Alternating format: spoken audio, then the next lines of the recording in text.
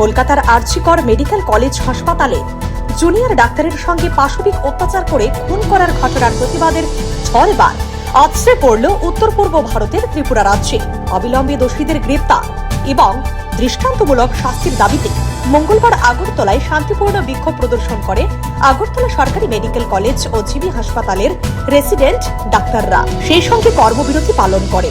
এই ঘটনার সঙ্গে জড়িত দোষীদের দ্রুত গ্রেপ্তার করে ফাস্ট ট্র্যাক আদালতে বিচারের ব্যবস্থা করা ও এই ঘটনার তদন্ত সিবিআইকে দিয়ে করানো, দেশে যাতে আর কোনো ডাক্তারের এমন ঘটনা না ঘটে তা নিশ্চিত করা। এই সময় হাসপাতালে যে সকল আধিকারিকরা ছিলেন তাদেরকে বহিষ্কার করা।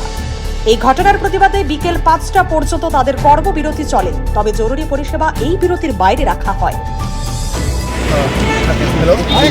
আমি doctor Shubhashis Laskar, president medical officer, neurosurgery ডিপার্টমেন্টে এজিএমসি এনজিবি দিয়েছে। আমরা এখানে জমায়েত হয়েছি, প্রোটেস্ট করছি।